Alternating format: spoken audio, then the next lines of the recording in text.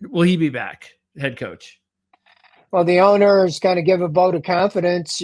Briefly last week to ESPN, he said that they feel good about their. They don't understand why the record is what it is. I still think that these 3 games are important. You lose all 3. I don't know about 3-14. I know they don't want to go through that process again. They like having Andrew Berry, Kevin Stefanski meshed up. Stefanski was voted NFL Coach of the Year 2 out of the first 4 years here. Um, so, but how do you explain that they're leading the league in pre-snap penalties and false starts and stuff like that this year? And you're just seeing a lot of mistakes. So I don't know if anything, I think anything can happen. I felt like if they were going to make a move, they might have made it earlier because they have Mike Vrabel in the building. He actually was a consultant, Yep. but he's ended up being on the field like a coaching. I see him every day at practice. He's in the building. I think he's going to get a head coaching job. Yeah. I would think if you were going to make a change and you had him in your building and you liked him, that you would make that change before the end of the year when then it's a free-for-all. So I really don't think they're going to make a change coaching-wise because every time they do, unless they have somebody lined up, and that's why I said Vrabel, because we've seen this before. You fire the coach, then you get in line and you go after somebody, and they've ended up with their 5th, 6th, 7th option several times because it's like, hey, you don't want to come here? Yeah. This isn't a desirable job right now because of the Deshaun Watson contract and his situation. And, there's just like Jim Harbaugh. I knew when he jumped on that Chargers job, that's a good situation. You have a quarterback like Justin Herbert that's young. And so that's such a big, most teams looking for a head coach don't have a quarterback established. So, yeah, I think they're going to keep the status quo, but you lose 3 games, and if you lose 3 games badly, anything could happen. What is going on with Watson?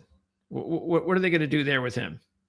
I think they're going to work around his contract. You have guaranteed money, and they have that built in. It's $46 million for the next 2 years, but it's the cap hits. So I think they would come back. He's the injury with the Achilles.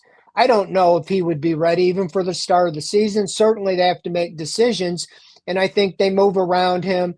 And personally, I think he would be inactive every game next year. They're not going to say that, kind of like he was his last year, but they can restructure him again. We have a salary cap guy that works on our staff, and he's laid it all out. They can restructure him. He'd be $37 million against the cap next year, and as the salary cap keeps going up, they can absorb it.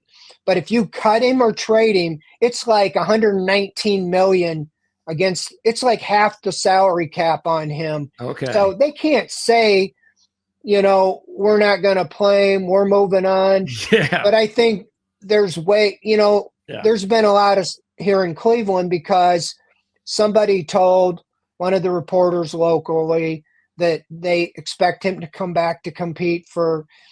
Well, you're going to say things like that, but they're seeing the same thing we all see. Yeah. For them to say, oh, he gives us the best chance to win, I know they don't believe that when they were running him out there. So, and I don't think the owner's dictating he has to play because of the money he's being paid.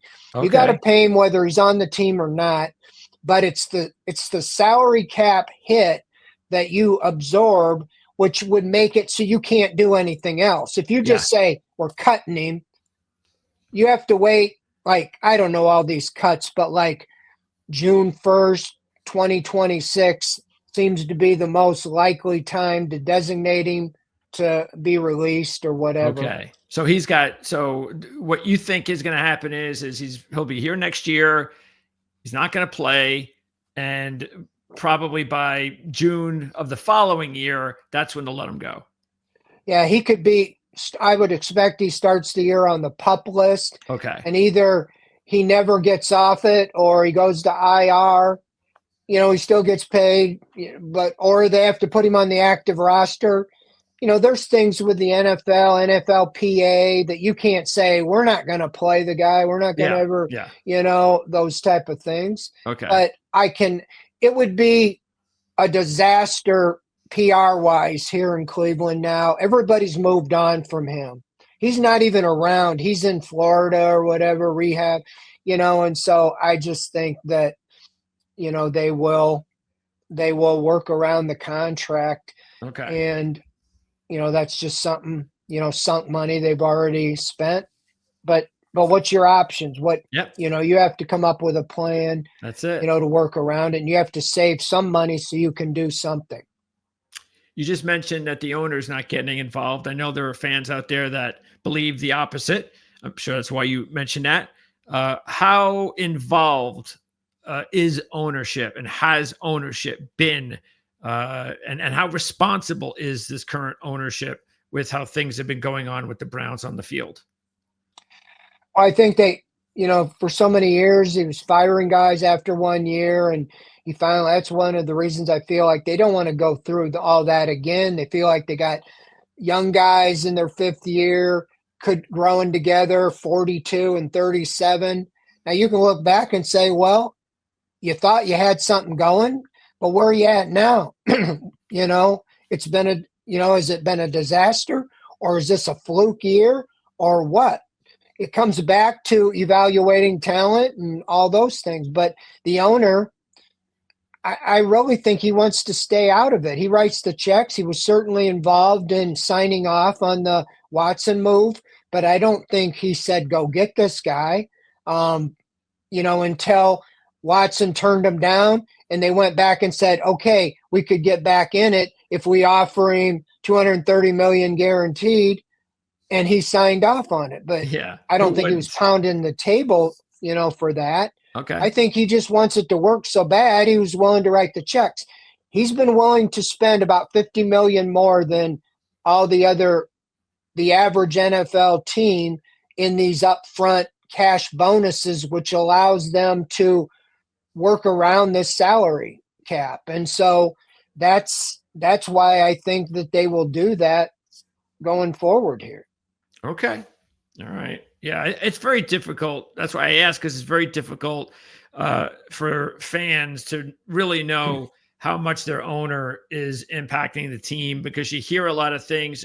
Things are written about owners all the time. Sometimes they're true and sometimes they're not. So it's kind of difficult. I mean, I know from my experience as a Jet fan how difficult it is to know whether the owner is the one that is really the problem.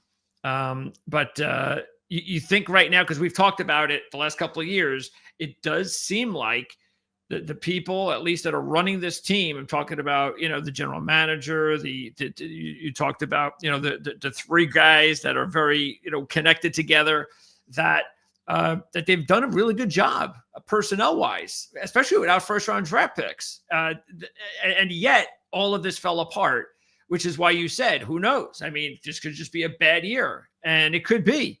I just find it hard to believe that all of a sudden these guys don't know what they're doing as far as how to put a roster together, when it kind of does look like they know what they're doing. But just like every team in the NFL, you can't be successful until you figure out the quarterback position. Well, and that's it. Who really is at fault at the quarterback? Because a lot of us don't think Deshaun Watson is the type of quarterback that Kevin Stefanski really prefers to work with. He's always worked with the Kirk Cousins, the Case Keenums, the drop back passer type thing. He did not. I don't think he really wanted to move on from Alex Van Pelt. I think that was brought in by the general manager to bring in, Ken Dorsey, who has worked more with the spread and the things at Watson, and that didn't work out at all. And so, yeah, where does it lie? And that's where, okay, if Andrew Berry and Kevin Stefanski decided on their own without the owner involved, yeah, I think that that's a case to get fired. But if the owner said, go get Deshaun Watson, then how could they get fired if the owner brought him in? So I believe them when they say it's collaborative. I think they all get together and they talk as a group. You also have Paul DiBattista, who's the strategy officer who makes a lot of the plans. How big is he involved in? Did he recommend this move? That's where everything comes back to, because we haven't really seen, of the 5 years, Andrew Berry's only had a first round pick twice. Yeah. And he had Jedrick Wills with the 10th overall pick. That's a big miss. Yep. Greg Newsome with the 26th pick, I think, or whatever it was. That really doesn't look that great. Oh, wow. Yeah. And so, but what you lost in draft capital in these last 3 years of 3 first-round picks and I think 3 second-round picks, you should have 3, 4, or 5 starters, if not a couple Pro Bowlers in there. And so you look at, the rest of the draft picks. Has he done good or has he not done good? He's done the best, I think, in trades. He traded for Amari Cooper, traded for Jerry Jeudy, that type of a thing. But I think it goes back to the owner is willing to spend the money. That's how they were able to get some of those guys, because they absorbed the contract. And so that's why there's a lot of decisions and a lot of things up in the air, and you're not really going to know, because they're not going to tell us what they're doing at the end of the season, because you really can't tip off.